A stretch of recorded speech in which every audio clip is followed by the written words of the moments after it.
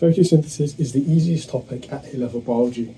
Let me show you why. To really understand the light-independent reaction, you need to understand one very important idea. That idea is just the fact that a light-dependent reaction and independent reactions are linked, because the products of ATP and NADPH produced from the light-dependent reaction are going to be used in the Calvin cycle. And once they are used, they will form ADP, inorganic phosphate, and NADP.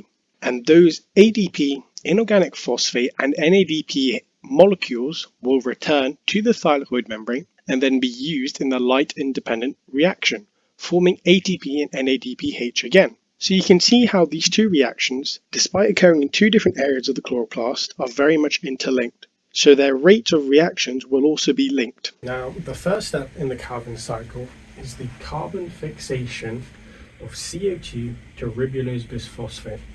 All that is CO2 is going to be added to our 5-carbon molecule, ribulose bisphosphate.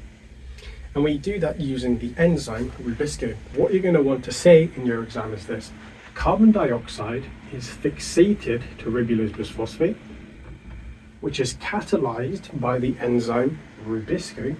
And what that does is it forms an unstable 6-carbon intermediate compound. And this is our 6-carbon unstable intermediate. As with all things unstable, they break down.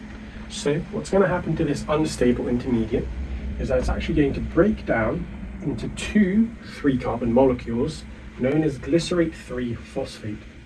So that's what we're going to draw here. We're going to draw two 3-carbon molecules.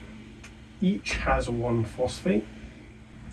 You'll also see glycerate 3-phosphate referred to as either 3-PGA or GP. The second part of our Calvin cycle is reduction. That is where we reduce glycerate 3-phosphate to a molecule known as triose phosphate. And we reduce glycerate 3-phosphate using a hydrogen ion and electron from NADPH and energy released from ATP. Now, triose phosphate is still a 3-carbon molecule. All it is a slight molecular change, which I will show up on the screen. Our final step of the Calvin cycle is regeneration. That's where we use our two triose phosphate molecules to reform ribulose bisphosphate. So we're going to be using these 6 carbons to form a 5-carbon ribulose bisphosphate. And that will then enable us to restart the entire cycle all over again. Now, you'll notice that there's 6 carbon atoms down here and 5 carbon atoms up here. So that means we'll eventually end up with 1 carbon atom spare.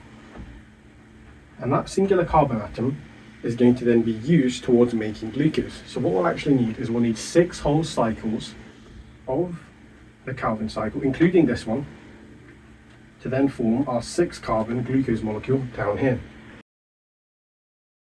So what we say is 5 carbon atoms from our 2 triose phosphate molecules are used to reform ribulose bisphosphate, and 1 carbon atom from our 2 triose phosphate molecules is then used to form glucose.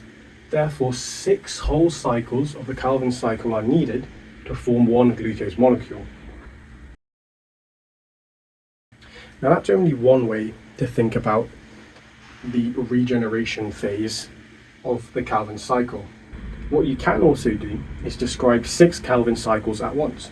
So what you can say is there are 6 carbon atoms fixated to 6 ribulose bisphosphate molecules to form 12 glycerate 3-phosphate molecules, which will form 12 triose phosphate molecules because glycerate 3-phosphate is reduced to triose phosphate. And then 10 of these triose phosphate molecules are used to form ribulose bisphosphate. If you do the math, that's 30 carbon atoms and 30 carbon atoms here.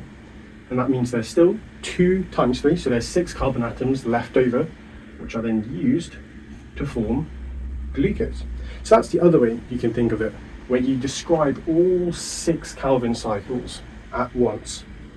And that's all for the light-independent reaction. And making sure you memorize those 3 steps will help you get the marks you need for your Paper 2 and Paper 3 exams. If you have any queries or questions, leave them as a comment or reach out to us, and thank you very much.